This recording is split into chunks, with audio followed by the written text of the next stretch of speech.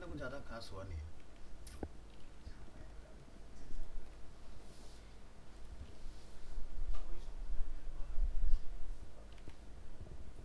और एक एक्टिव, तो इसी में कॉमा लगा के एक्टिव, और एक्टिव को यहाँ जाकर डिफाइन कर दो।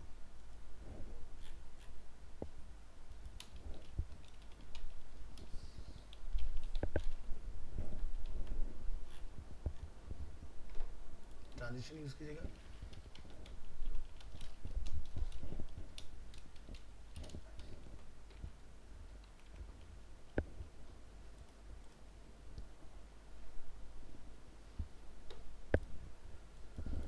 रेस्ट आपका ये अलग पार्ट रहता है।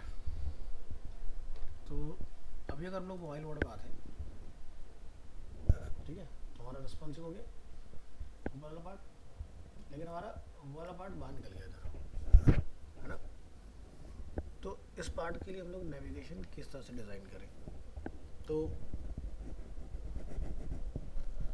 इसके लिए आपको जावास्क्रिप्ट लगानी पड़ेगी, तभी वाला पार्ट आपका ठीक से आएगा। बट आप देख सकते हो कि इमेज जो है वो आपके एरिया के अकॉर्डिंग ऑटोमेटिकली रिस्पॉन्सिव में कन्वर्ट हो चुकी है इसके अंदर, है ना। तो सबसे पहली चीज़ ये कि हम यहाँ पर क्या करें, तो जो हमने ऊपर कंटेनर अपना डिफाइन किया है यहाँ पर हेडर कंटेनर, इसको कॉपी करेंगे आप,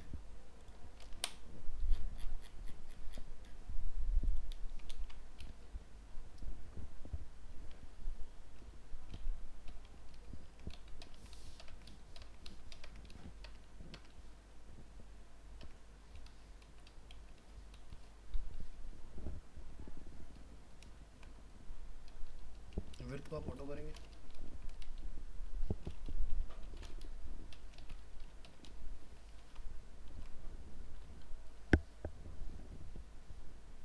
आ गया पूरा एरिया इसके अंदर। पहले कम एरिया आ रहा था हमारा। अब ये जो नेविगेशन है, ठीक है, अब देखो बाहर नहीं जा रहा कुछ भी, दिखाई दे रहा है, पूरा फ्रेम के अंदर आ गया डेटा। तो नेविगेशन कैसे बनाए,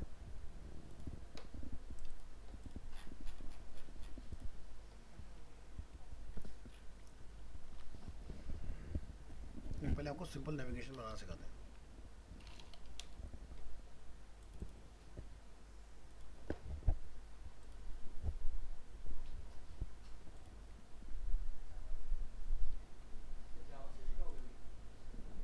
देख लो थोड़ा सा, फिर अपना डिज़ाइन पूरा बना ही पाओगे।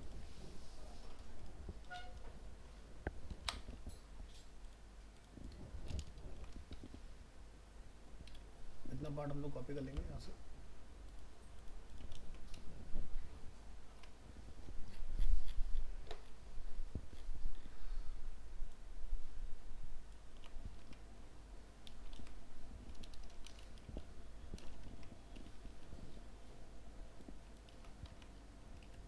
ज़रूरत की चीज़ उठा ली हमने वहाँ से।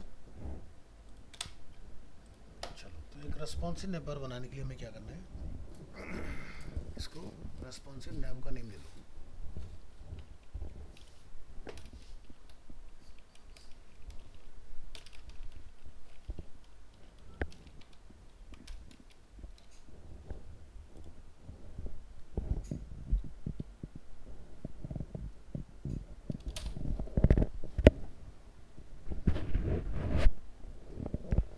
चलिए,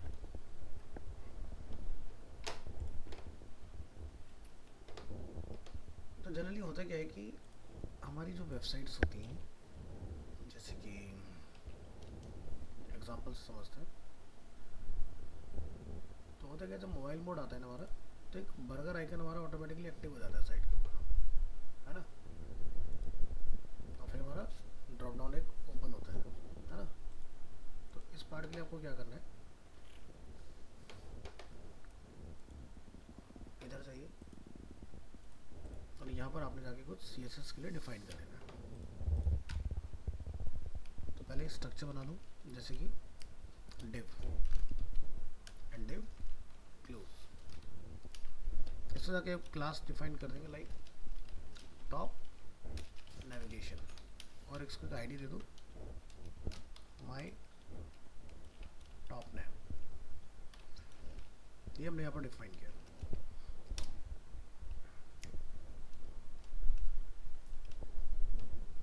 जितने भी आपके नेविगेशन है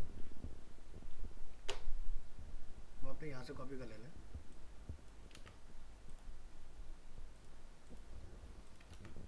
यहाँ पर आके कॉल,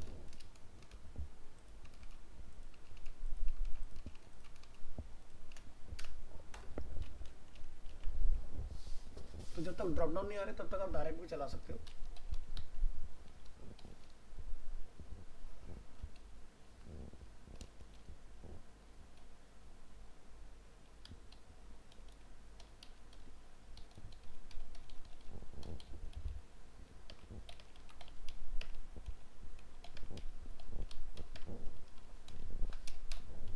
इस तरह से हमारे पास कुछ अवेलेबल है।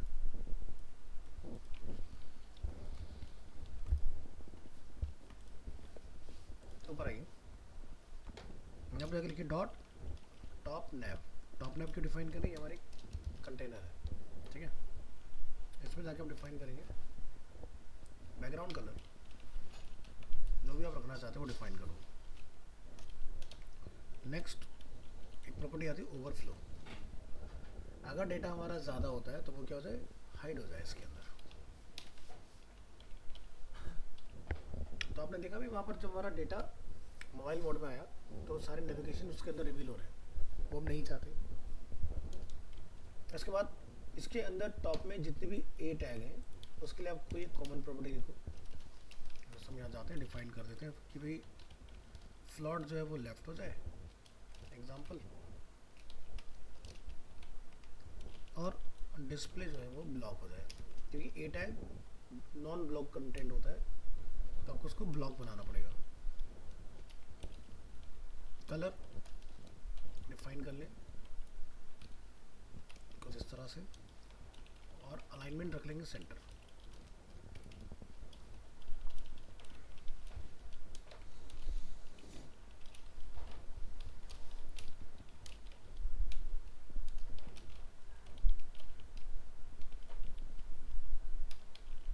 टेक्स्ट डेकोरेशन हमें नहीं चाहिए, और एक फॉन्ट साइज रख लेते हैं यहाँ पर। अगर इस पेज को रन करो,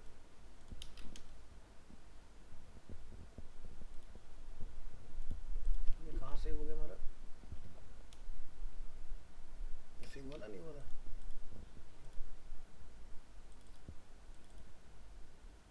गया, कहाँ है तो ये कहीं नहीं।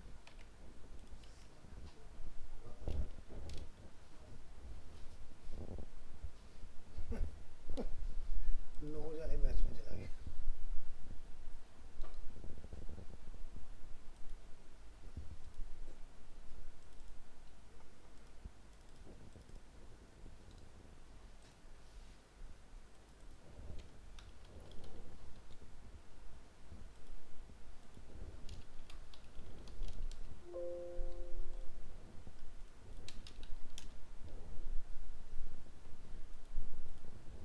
ये बन गया कुछ इस तरह से सिंपल। चलो और देखिए इसमें हमें क्या करना है। तो यहाँ पर हम चाहते हैं कि इसमें एक बर्गर आइकन के लिए डिफाइन करें, हमने लिखा AHREF, इसमें भी हैश लगा देंगे और ए टैग को क्लोज कर देंगे। अब इसमें हमें एक आइकन कॉल करना है, तो आइकन के लिए फेमस लाइब्रेरी होती है फॉन्ट ऑसम, ठीक है। इसमें आपको काफ़ी अमेजिंग आइकन्स मिल जाते हैं, और हमें एक बर्गर आइकन की रिक्वायरमेंट है, ठीक है।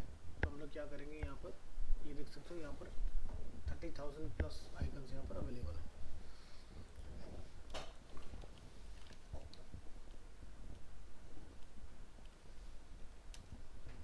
तो हम लोग सर्च करेंगे यहाँ से CDN, और यहाँ से एक वर्जन चूज कर लेंगे लाइक 4.7। यहाँ से कॉपी करेंगे टैग और अपने मेटा के बाद में लाके कॉल कर दो उसको। अब यहाँ पर आपने लिखना है ए टैग में आई टैग क्लास फा स्टैंड फॉर फिर आप लिखेंगे यहाँ पर फा बार्स और आई टैग क्लोज। यहाँ जाइए ब्राउज़र में और अपने पेज को रिफ्रेश करिए। यहाँ पर बन गया बर्गर आइकन। तो अब आपके दिमाग में ये आ रहा होगा कि सर को तो पता है हम कैसे यूज़ करेंगे, है ना?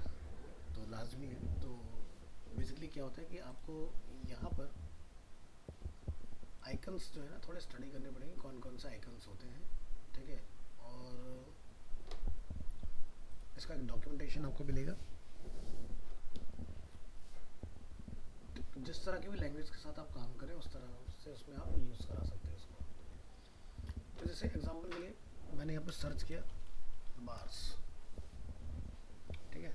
और इसको हम लोग यहाँ से बैक आएंगे, आइकन्स के अंदर ढूंढेंगे बार्स के नाम से।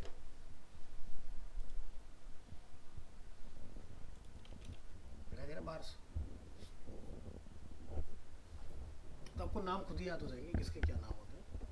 तो लाइंस को हम लोग बार ही बोलते हैं, तो इसलिए हमने इसका अब इसको बर्गर के नाम से सर्च नहीं करना है, ठीक है? वैसे बर्गर होता है बट बर्गर के नाम से ढूंढना नहीं है, हैमबर्गर बोलते हैं हम लोग इसको, ठीक है? तो आइकन्स के भी ना बहुत सारे डिफरेंट डिफरेंट टाइप्स होते हैं। ये एस वी जी है, ये एस वी जी मतलब कि अगर मैं इसको कितना भी जूम कर लूँ यहाँ पर ये पिक्सलेट नहीं होगा, है ना? चलो तो ये पार्ट हमारा बन गया।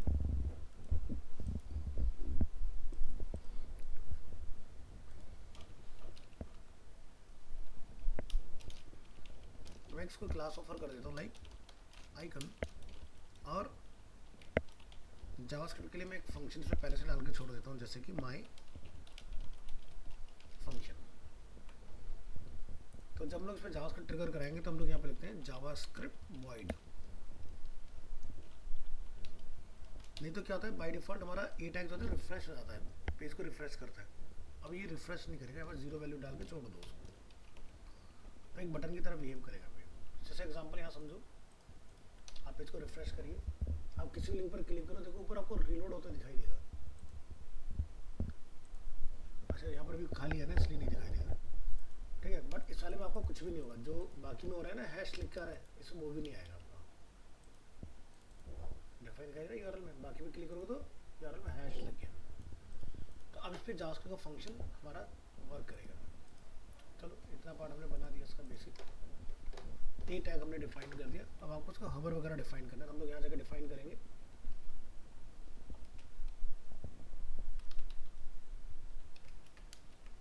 ए होवर, तो माउस और जो भी आप इसमें चेंजेस करना चाहते हैं, तो हम चाहते हैं ये सब चीज़ें सेम रहेंगी, बस हमारा जो कलर है वो ब्लैक हो जाए। टेक्स्ट का अलाइनमेंट, पैडिंग, डेकोरेशन से कोई मतलब नहीं है, और जो हमारा बैकग्राउंड कलर वो चेंज हो जाए।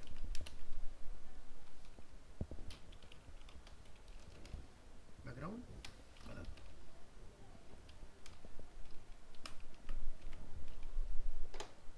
यहाँ ये काम कर रहे हैं, ये भी हो गया। नेक्स्ट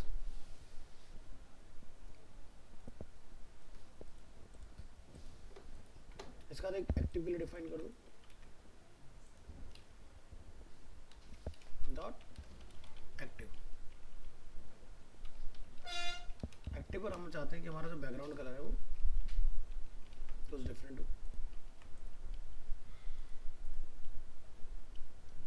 अलग आ गया कलर। अब एक आइकन के लिए डिफाइन कर लो,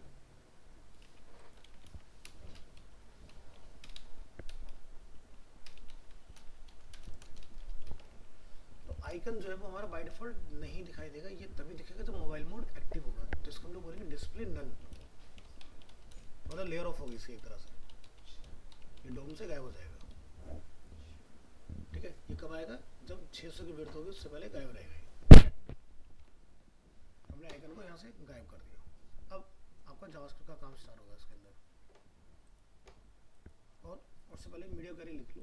यहाँ जाइए, लिखिए @media, और यहाँ जाकर आप डिफाइन करेंगे मैक्सिमम विड्थ।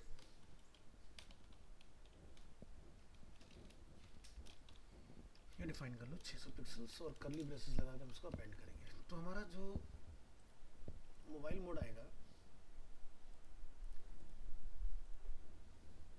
तो अभी ये समझ आ रहे हैं ना, यहाँ पर हम चाहते हैं पहले को छोड़ के बाकी जितने भी नेविगेशन है हमारे बटन वो गायब हो जाए। तो क्या लिखेंगे इसके लिए CSS में कोडिंग, यहाँ लिखेंगे हम लोग डॉट टॉप नेविगेशन स्पेस, लिखेंगे ए टैग, यहाँ लिखेंगे नॉट, ठीक है। नॉट पे जाकर यहाँ डिफाइन करेंगे क्या, फर्स्ट चाइल्ड। तो top naive A tag number of not first child, आगे हम यहाँ डिफाइन करेंगे रेस्ट जितने भी चाइल्ड हैं उन सबको क्या कर दो, डिस्प्ले नन। अगर ये सही है तो इसका मतलब ये होगा कि यहाँ पर बाकी सारे लिंक हमारे गायब हो जाएंगे इसके यहाँ से, समझ आया। तो हमने CSS को लॉजिकल लिखा है यहाँ पर ए टैग के फर्स्ट चाइल्ड को छोड़ के, ठीक है, बाकी सब। आगे बढ़ेंगे। इसके बाद टॉप नेविगेशन में जो हमारा आइकन है उसको हमें एक्टिव कर लेना है यहाँ पर। तो ये आप यहाँ से उठा लोगे एज इट इज,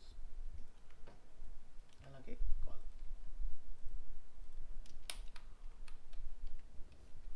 यहाँ जाए क्या लिखेंगे, डिस्प्ले नन की जगह ब्लॉक। 600 पिक्सल की विड्थ पे ये एक्टिव हो जाएगा, ठीक है। तो ये हमने लिखा इसको डिस्प्ले ब्लॉक, और इसकी जो पोजीशन है वो हमें चेंज करनी है। ए टैग में डाला है ना हमने, तो ए में लिखना है। तो कहाँ पर आ रहा है, ये बिल्कुल इसके साथ में आ रहा है ना, तो कहाँ आना चाहिए, राइट में। तो क्या लिखेंगे, फ्लॉट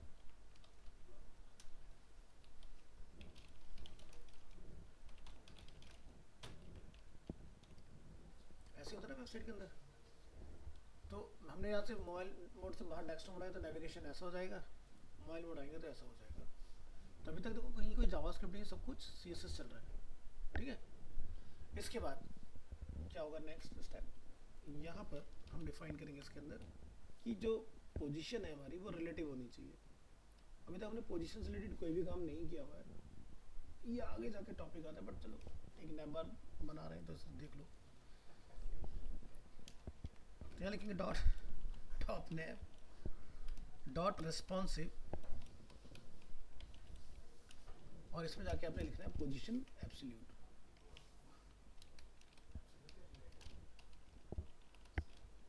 रिलेटिव एब्सोल्यूट दोनों आएंगे, पहले रिलेटिव आता है फिर एब्सोल्यूट आता है। फिर आप यहाँ पर डिफाइन करेंगे टॉप नेव डॉट रिस्पॉन्सिव, इसके अंदर जो हमारा ए टैग है और आइकन, इसको आप क्या लिखेंगे, एब्सोल्यूट। और इसकी जो पोजीशन है राइट में वो 0 रखेंगे, एंड टॉप में 0 रखेंगे इसको। नेक्स्ट हम यहाँ डिफाइन करेंगे डॉट टॉप नेव डॉट रिस्पॉन्सिव,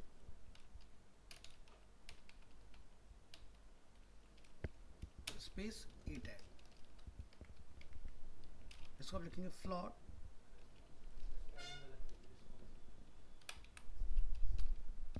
फ्लॉट, यहाँ पे लिखेंगे आप डन।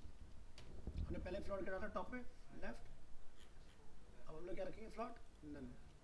इसके बाद डिस्प्ले उनका क्या हो जाएगा, ब्लॉक, डिस्प्ले ब्लॉक, और यहाँ पे लिखेंगे टेक्स्ट का अलाइनमेंट हो जाए लेफ्ट।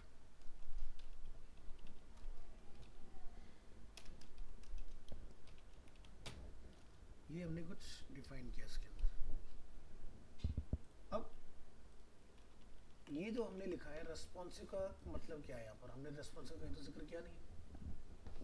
तो हमने रेस्पॉन्सिव की अपनी एक क्लास बनाई है, और ये क्लास तभी वर्क करेगी जब आप जावास्क्रिप्ट को ट्रिगर करोगे।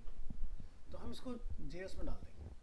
तो ये काम कैसे करेगा, जाओ यहाँ जाके आपने लिखना है, जैसे स्टाइल टैग लिखते हो वैसे लिखते हैं हम लोग स्क्रिप्ट टैग, लेकिन स्टाइल हेड में जाता है, JS हेड और बॉडी दोनों में कहीं भी लिख सकते हैं, लेकिन बेस्ट लोकेशन होती है सबसे नीचे जहाँ बॉडी टैग क्लोज होता है उसके ऊपर लिखना है।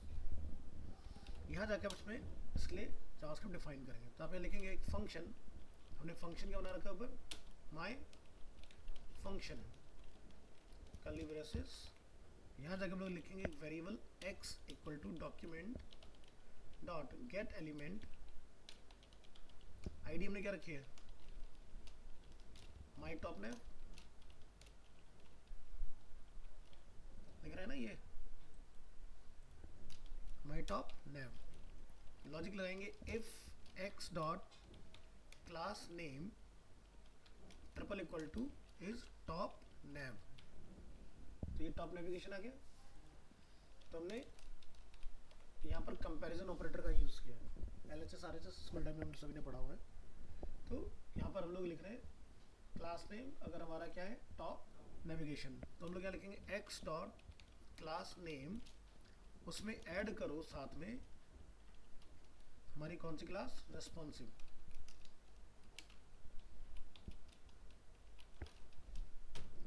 अगर सिर्फ टॉप नेम लिखा हुआ है यहाँ पर तो उसमें क्या डाल दो, रेस्पॉन्सिव। एल्स में क्या लिखेंगे, इसको हटा दो अगर लगी हुई तो।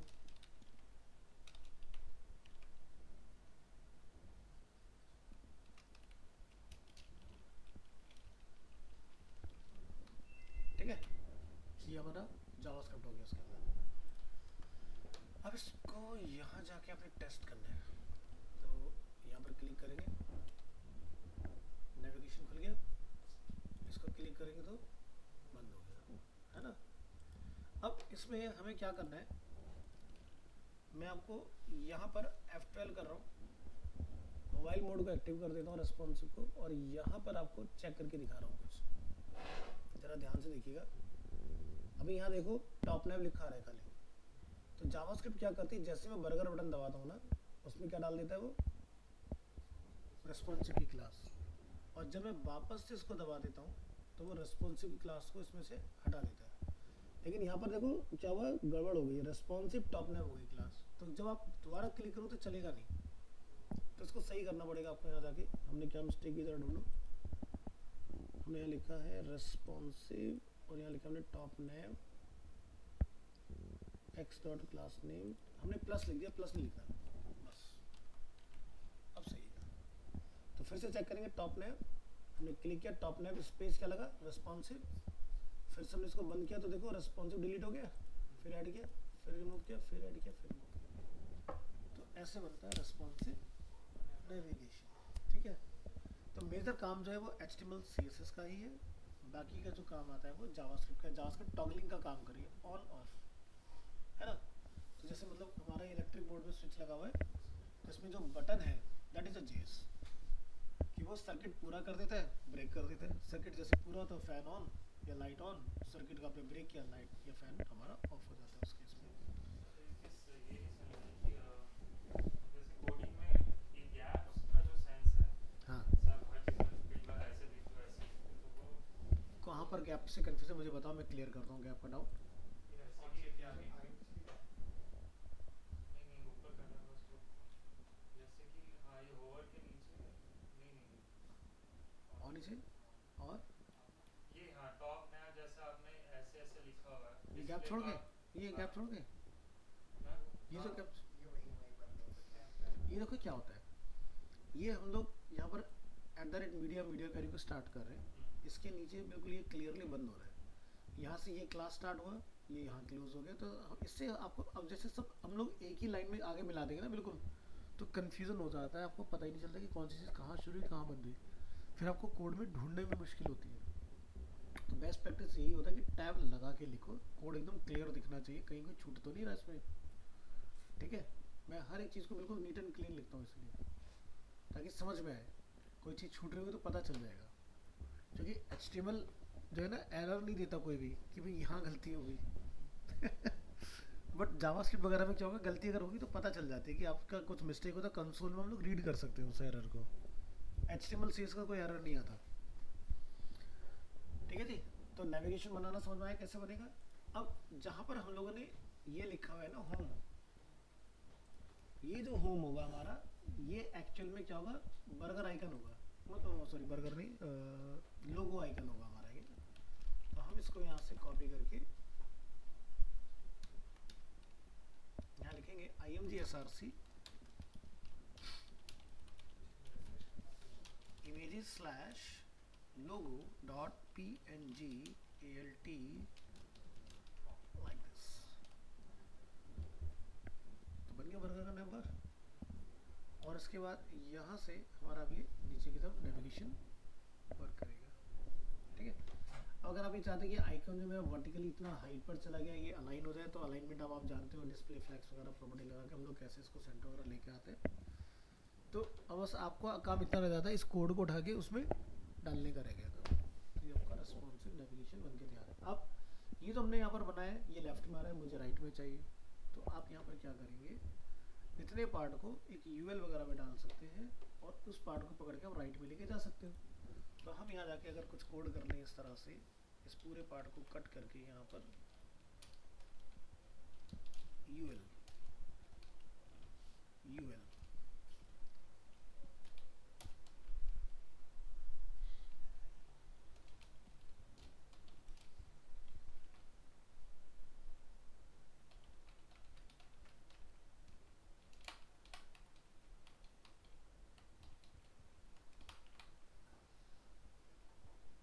हालांकि पहले से बनने वाला, क्या बात है, हटाया नहीं था हमने, गलती हो जाती।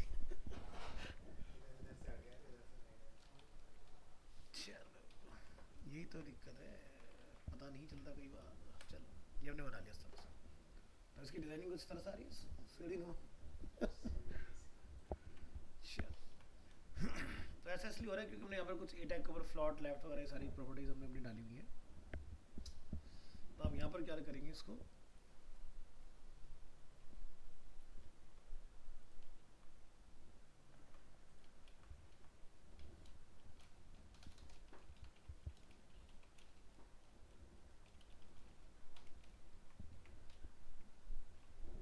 कहाँ गए सारे, राइट में आ गए हमारे, है ना।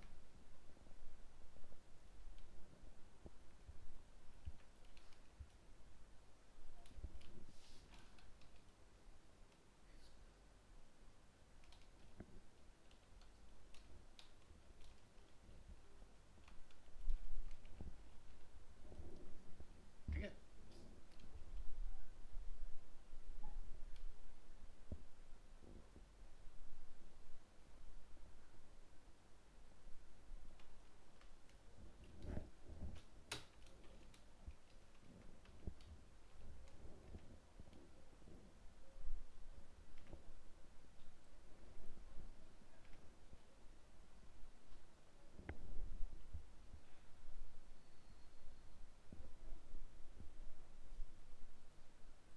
चलो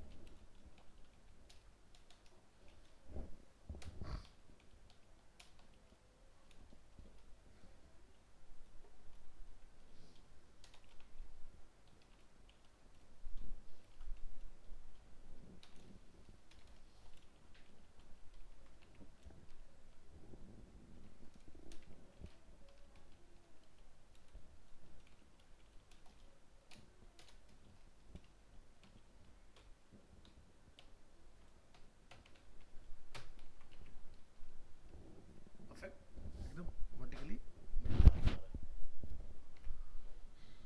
तो अब मुझे इस फ्लॉट राइट की ज़रूरत नहीं होनी चाहिए। ठीक है, और यहाँ से डिस्प्ले इनलाइन अपना लगा हुआ है इसके अंदर, ये सबको एक लाइन में लेकर आएगा। और ठीक है, अब मोबाइल मोड जब हम लोग ऑन करेंगे तो यहाँ पर ये कुछ इस तरह से आएगा पार्ट, क्योंकि वो उस सेटिंग से बाहर आ गया ना जो हमने पहले वाली कॉन्फ़िगरेशन कर रखी है। तो अब आपको उसको यूएल वगैरह में डाल के बंद करना पड़ेगा चीज़ों को। वैसे मुझे ना अलग कर देना चाहिए था तुम्हारे लिए, बट चलो कोई नहीं, देख लो वीडियो तो रिकॉर्ड हो ही रहा है।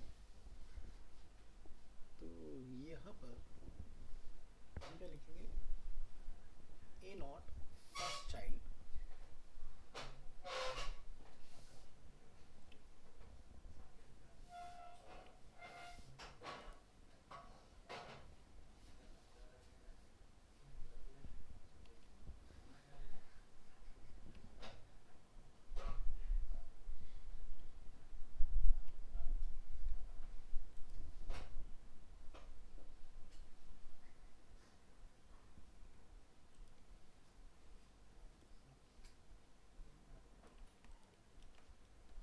टॉप टैब के अंदर में क्या बनाया था, यूएल टैग।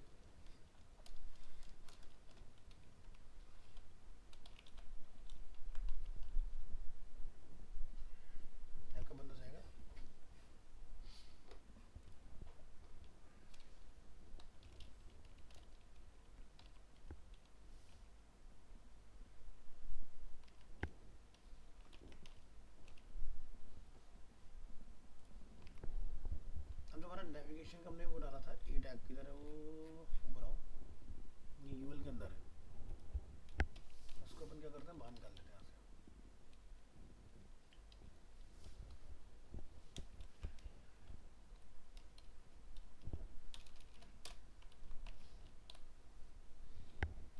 आगे अपना और जब उसको ट्रिगर करें तो ये खुलना चाहिए।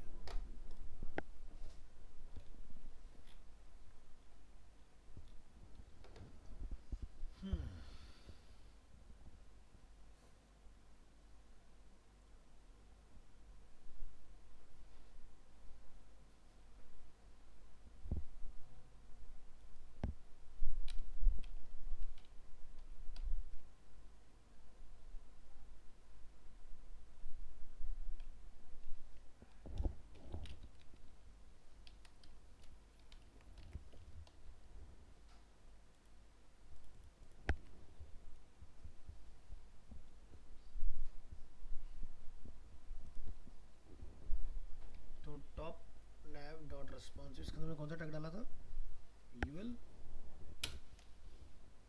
और इसका यूएल का डिस्प्ले हमारा क्या हो जाए नन की जगह ब्लॉक,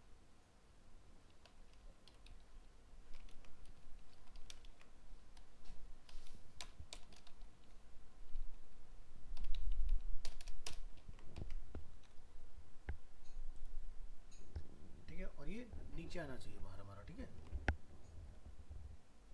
देखो ऑन ऑफ हो रहा है क्या, हाँ काम कर रहा है, इसको बाद पेज से बाहर निकाल दो।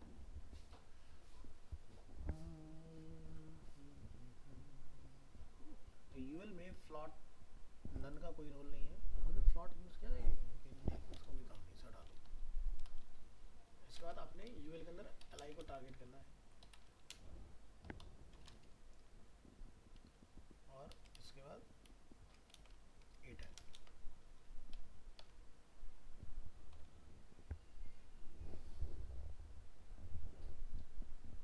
तो हमने वहाँ पे क्या लिखा था डिस्प्ले इन लाइन है ना, तो एलआई के पास हमारे पास डिस्प्ले है, इसको हटा दो फ्लॉट को, और टेक्स्ट लाइन लेफ्ट को रखो और रिफ्रेश करिए, क्लिक करिए, और यहाँ से UL LI float none float को डालो, और display block text align left,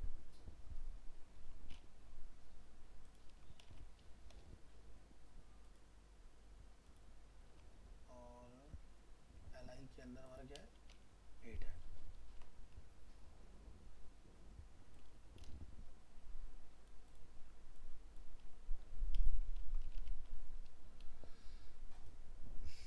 अब इसको पेज से बाहर निकाल लो। तो यहाँ पर हमने कुछ पोजीशंस डिफाइन की थी, ABC लगाया था पोजीशन वाला, हाँ जी। ताकि इसके नीचे से शुरू हो, नैबार के बाहर खुले।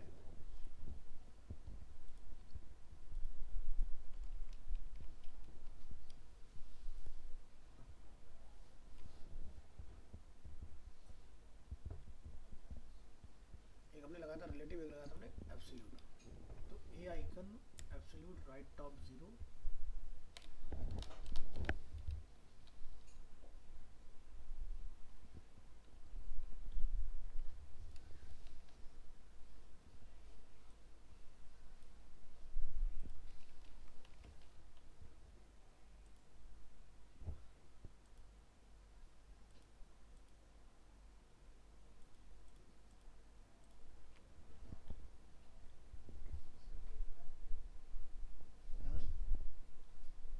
क्या कह रहे हो, सर वो एक नेविगेशन के लिए कितना कोड लगा होता है। ये कुछ भी नहीं है, ये कुछ भी नहीं, ये दिखाता हूँ देखो,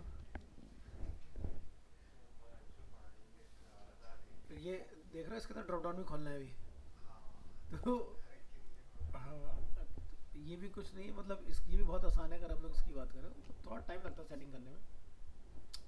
तो अगर आप देखोगे ना तो भर भर के यूएल एलआई लगे हुए हैं इसके अंदर, और उसके बाद फिर जब आप किसी के अंदर से कोई आइटम निकालते हो, जैसे यहाँ से सर्विसेज की हम लोग बात करते हैं, तो फिर आप देखो यहाँ से और चीज़ें खुलेंगी इसके अंदर। तो काफ़ी बड़ा है इसका नैब बार जो है ना, फिर इसका कोड लिखना सारी चीज़ें। अब सोचो कि ये वाला है जैसे A9 फॉर एग्जांपल, इसका भी हमने बनाया हुआ है, तो यहाँ पर आप देखोगे ना ये ड्रॉप डाउन, फिर इसके अंदर फिर तीन तीन और खुलते हैं, फिर यहाँ चार पांच और खुलते हैं, ठीक है। तो जो पूरा बनाता है वो वही फुल स्टैक वाला होता था, जो पूरा बनाता है वही फुल स्टैक। फुल स्टैक तो मतलब फ्रंट एंड जो front end back and Android वगैरह सब जानता हो, एंड्रॉइड आईओएस सर उसको फुल स्टैक बोलते हैं। फुल स्टैक बेसिकली क्या होता है ना, जैसे मान लो कि मैं फुल स्टैक हो गया एग्जांपल के, और तुम सब लोग मेरे साथ काम कर रहे हो, तो तुम मीन स्टैक हो, कोई मन स्टैक है, कोई फ्रंट एंड वाला है, कोई बैक एंड वाला है, कोई एंड्रॉइड वाला है, कोई आईओएस वाला है, तो तुम्हारे काम से कोई गलती अगर हो छूट जाती है तुम्हारे एंड से, तो मैं उसको फिक्स कर सकता हूँ। हाँ, कोई बहुत बड़ा कोड में तुमने छोड़ दिया प्रॉब्लम, तो फिर मैं रिव्यू में डाल दूँगा इसको दोबारा करके दो। ये तो छोटी छोटी चीज़ें फुल स्टैक वाला जो होता है खुद ही पास करके आगे बढ़ाता जाता है।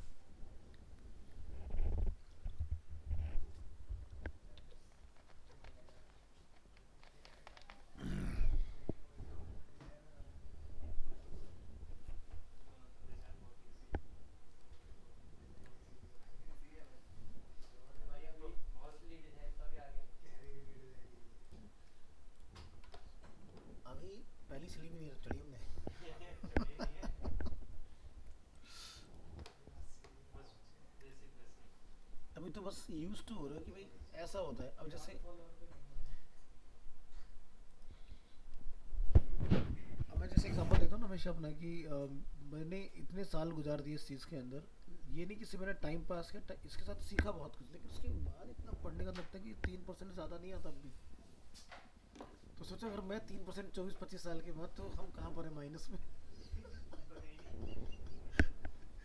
तो पॉइंट ये है, तो यहाँ तो ऐसा है कि जितना पढ़ोगे ना उतना सीखोगे, ठीक है। कम तो हमेशा ही रहेगा, मेरे लिए हमेशा कम है, क्योंकि हर शेयर के ऊपर एक सवा शेयर बैठा हुआ मार्केट के अंदर, सीधी सी बात है।